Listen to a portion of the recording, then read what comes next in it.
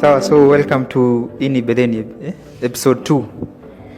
Episode 2 ya tunaita BeyondTheClass. So basically ni tunataka kujua more about you apart from kile tunajua maybe vile umeinteract na wasee kwa class yako. So of course tuna invite pia lecturers. Tunataka pia lecturers hapa bana. We know them apart from kutufunza tujue more about them. But anyway, right now tuna deal na students. So kwa hot seat leo tuko na our president, Mr. President himself, Mr. Ferdinand Awuonda. So karibu sana. Now tunaanza huko nyuma. So tuanze, ulizaliwa wapi, mko wangapi kwenu, hizo zote. So thank you so much, Gidi, for inviting me to your show.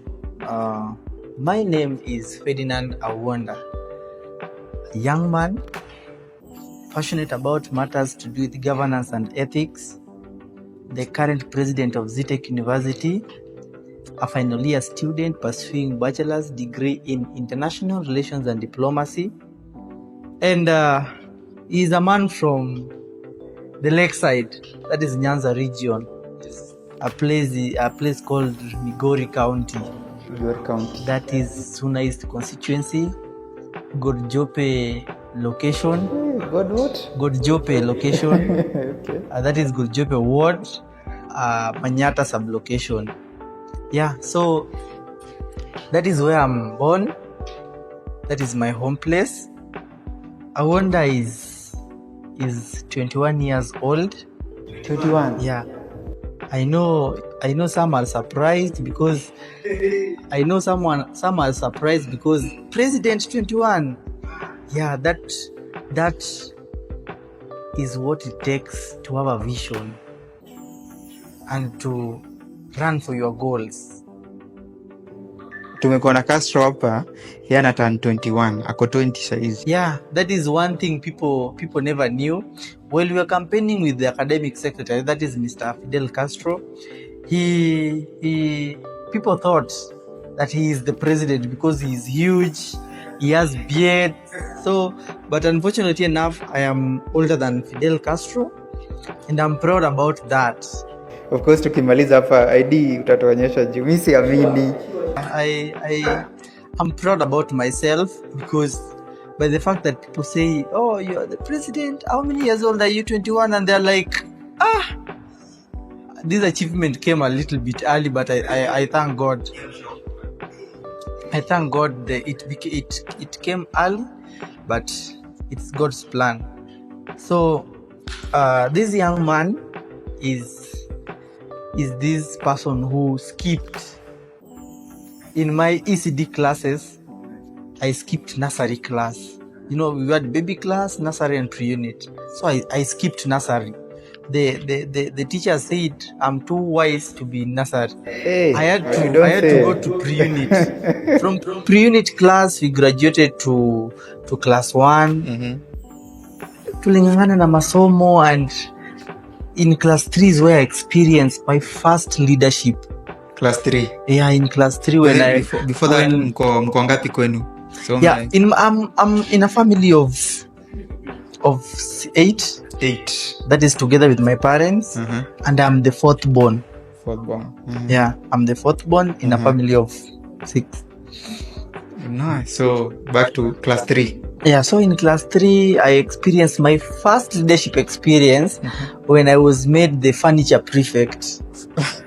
Because you know my dad was the director of that. It was called Progressive Academy. Yeah, it was called Progressive Academy. My dad was the owner. Was the owner. Hey. So I was in that school, and the proximity between home and school was that close. So the teacher so wise that this man, he could be doing some random checks on our furniture, which has been left outside, keeping the statistics on the furniture. Yeah, so that is when I experienced my first leadership skill at a very tender age, and class 3. And it was nice to be in that space. So maybe during that moment, maybe ili spark hiyo, but they want hii leadership kitu, kuna kakitu iko hapa hivi. So that was my first experience. I continued and reached when I was in class 6. I was made the class prefect. I remember serving as the class prefect for class 6 with my good monitor. That was Elizabeth Achiem. You still remember her? I remember her because we did a nice work in class. So she was my colleague by then. We worked together in class 6. That was my second leadership experience. In class 7, a lot of things happened here. I was in class 7. I was elected as the sanitation prefect. The sanitation secretary. So I had to ensure everything is clean, the toilets are clean, the classrooms are clean, and what made me become so passionate about this is myself. Because myself, I encourage other students to be clean, so I had to be one. To be neat, combed hair, clean shirt, and everything. So I was made the sanitation prefect, and I could ensure everything was just clean. At the same time, in class 7 here in Progressive Academy, the class leads were preparing for their KCPE. That is Kenya Primary Certificate. The teachers by then, headed by, I remember the head teacher by then was Madam Caroline Oula. Something like that. She in collaboration with the board of management, they allowed me to sit my first KCPE exam in Progressive. So I joined class 8 while I was in class 7 to do KCPE exam. That was in 2016. Explain. They came to class 7 and looked and said, we are in shortage of one person to do KCPE in our school. So we take the sharpest. The sharpest. So they took me. I joined the other team. I don't want to say the marks I got, but I passed. I became number 2. So ulifanya KCPE while still ulikuwa class 7? And I became number 2 when the results were out. So I was called to St. Peter's Kegonga Boys, but I never went there. God knows why, because my sister, the third born, was also did KCP the same year. She was in the same class. So my dad told me, you know what, my son, your sister, I want your sister to join first, then you'll come second. And for the respect I had for Lucky, I just said, my sister Lucky, you proceed. Me, I'm going to, I just have to go and do class 8. So that is when my dad is a teacher. Actually, in 2017, he was the deputy head teacher at Osingo Primary. So he took me to Osingo Primary so that I can do my class 8. So that there's a cultural shock, because I'm coming from a private institution going to a public institution, and remember all those dynamics of environmental changes. So that is what happened. And there I found challenges also appeared to be there. When leadership also came in, I was elected the deputy speaker. I was elected the deputy speaker by students. That is for the debates. We used to organize debates. Every Friday we used to organize debates for the students, for the pupils. I remember their pupils. So we used to organize debates for them. So from there, I experienced a lot of challenges in regards to my primary education, because in class 8, because I used to walk a distance to reach school. I used to walk a distance to reach school, and I used to cross a river. So there were a lot of challenges in terms of commuting. But I thank God it ended well. I passed with flying colors, and I was called to my dream school, that is Kanyawanga High School. Kanyawanga. Yeah. You call it K1. That is in Migori County, in Rongo sub-county. So in high school, life was not a bed of roses, because I have never boarded before. It was my first time to board, when I think on 9th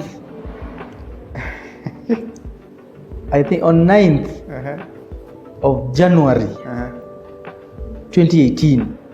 It was on a Tuesday. I got admitted to Kenyawanga High School.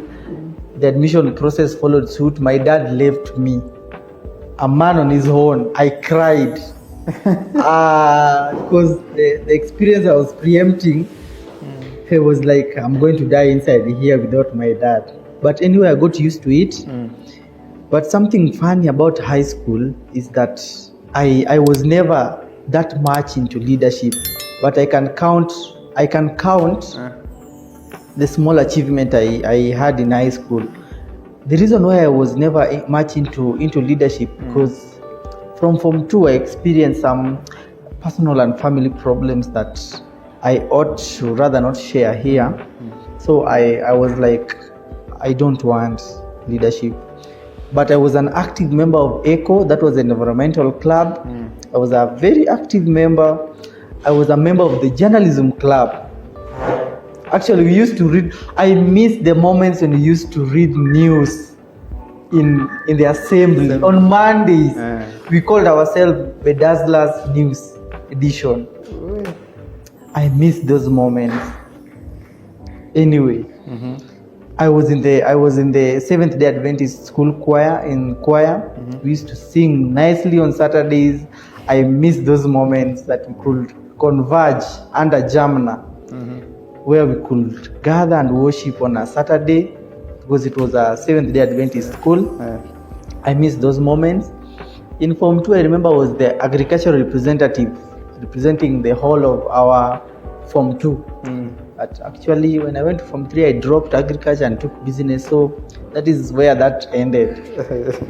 But so after that, I passed. I did my KCSE. So did my KCSE. Corona came.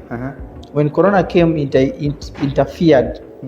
It interfered with our learning, because we were to do exams in 2021. So it interfered with our calendar. Yes. So we had to do in 2022 for around March. That is when we did our KCSE. So after that, I joined campus. So in high school, maybe co-curriculum activities, sports? I was not that much into sports. But I was into debate. I was into debate. We used to debate, debate club. Now, campus life. So, campus life, this is where mambo inachemka.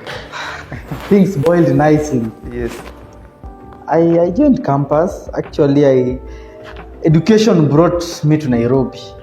I'm proud to say that. Education brought me to Nairobi. Shamba la mawe. True. When I joined campus, the first day, I brought myself to Nairobi. I admitted myself.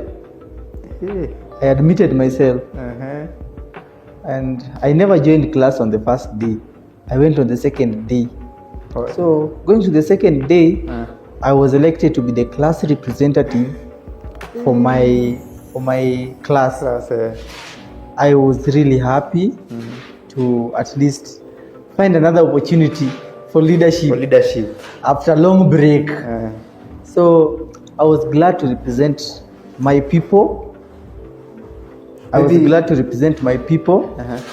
In that capacity of a class rep. You understand, leadership. I'm going to talk about the challenges in leadership at the end of it all, and also there's a reason why I'm much into leadership, and I'm also going to talk about the spiritual part, and the social life. That is later. So I was elected the class representative for IR. I served my people in that capacity. Elections came when we were supposed to be electing the student council executive for 2022-2023. I got indulged in politics. 2023-2024. Yeah, 2023, 2024. That was by then President Diouf. So I got indulged in politics. I vied. I won and became a delegate to represent my people in the electoral college. So I went, I won, voted. After which I joined the student congress. That is the student parliament, whereby we discuss issues affecting the students. We come up with the recommendation, package them well, present them to the student council. Then it goes to the Senate, whereby implementation process and decision-making table is made. So that is after that, I also had passion to join the student executive council, and I wanted to be the president. So when it reached 2023,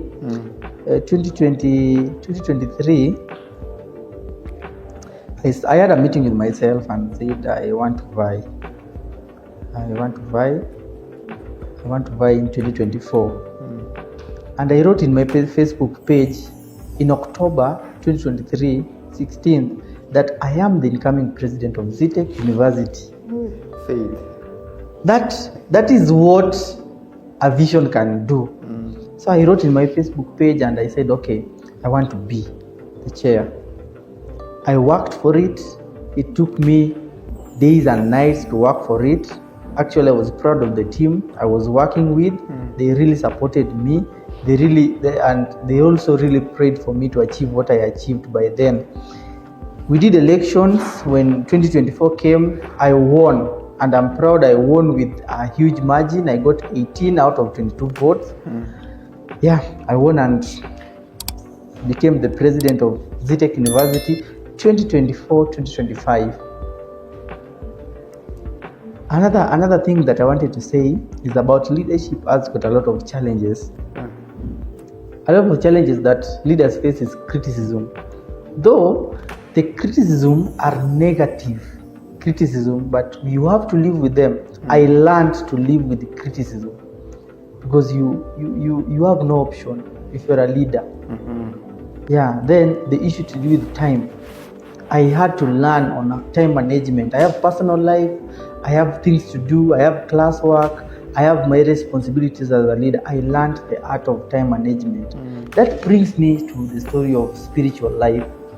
I had, as a Seventh-day Adventist church member who has done the highest level of youth leadership in the Seventh-day Adventist church, that is the Master Guide. Master Guides are invested people in the Seventh-day Adventist church who are leading the youth department.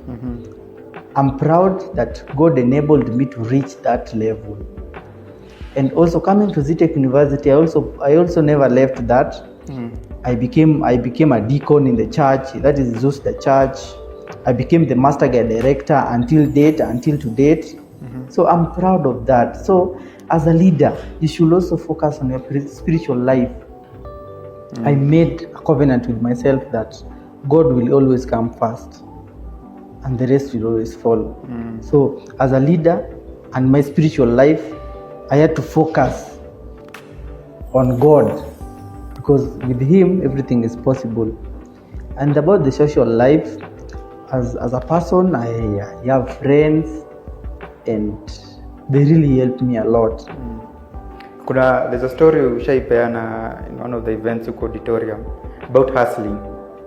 So I think you said you started doing printing business somewhere. Okay, so about business, the entrepreneurship life. So, yeah, for someone maybe ako campus anasema mimi nategemea mzazi, I can't hustle, I can't do side hustle. So when I admitted myself to campus, I was a first year and I was like, you call home, you sleep hungry, and it reaches a point you have to make, as a man, you have to make a decision. True, yeah. That rather some other people can see it as a decision that it's not fitting in their space, but I had to make a decision to venture into business. I ventured into the fish business while I was in year one. So yeah, in year one I got into business. I used to sell fish. Year one. Fish, yeah, in Ruiru. And I remember students calling me and Fedi wa samaki, Ferdinand Fedi wa samaki. So Fedi wa samaki could sell fish, could sell omena, could sell fulu. Do you know fulu? Fulu are those, fulu are those nini. They are bigger than omena.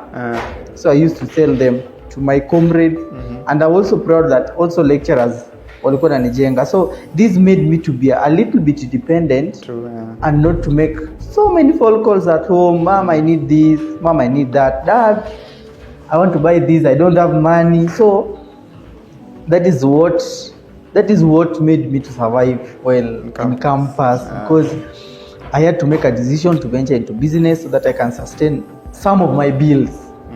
But there is a challenge to comrades.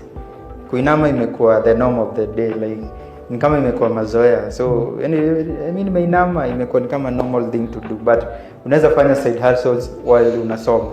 No, comrades, you don't go to class every time. You have free time. Find something to do. Tafuta kazi ya kufanya. Find something that can earn you something small. I'm always proud to hear that a comrade somewhere is owning a hotel. They are selling tea, these fast moving foods, and they also encourage other comrades to come and promote them. I'm always glad to hear such stories. So I just encourage my comrades, find something to do, and also, but most specifically, focus on what brought you to campus. Masomo. Have a sharp focus on what brought you to campus. That is education. Because at the end of your 4 years in campus, you'll have to be judged on what have you achieved academically. So that is something I can tell my comrades: focus and have a sharp focus in your academics. Nice. So tukimalizia, maybe rate your leadership. Unaweza jirate aje among the previous presidents wale wamekuwa Zetech? How do you think maybe umefail ama unajirate aje, unajiweka wapi hiyo group yote, unajiwekelea wapi in life? And I can tell my comrades, in life, always believe that you are the best. Always believe that you are the best.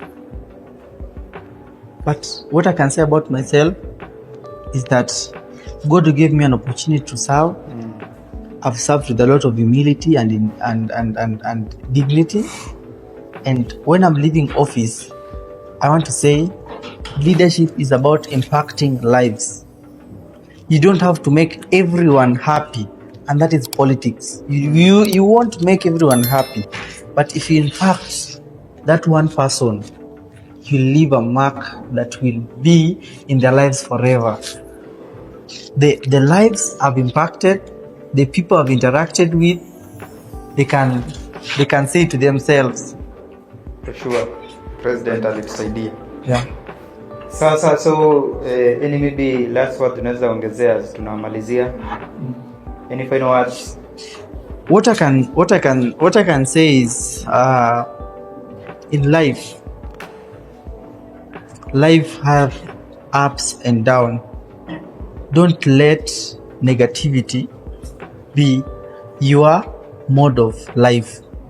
Embrace positivity, put God first, and have a circle of friends who are helpful, because whatever our friends do, they always do what? They always have impact on us. Yes. So have friends that encourage you to achieve your ambitions and dreams. So thank you so much, President Awuonda. It was a pleasure having you on this show.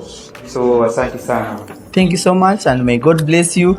May God bless my comrades. I was happy to serve you as the president for Zetech University 2024-2025. Yes. As I'm leaving office, I wish you all the best in your academics. I wish you all the best, and may God bless you all. And when we meet, say hi. Yuzo. Sasa baadaye wase.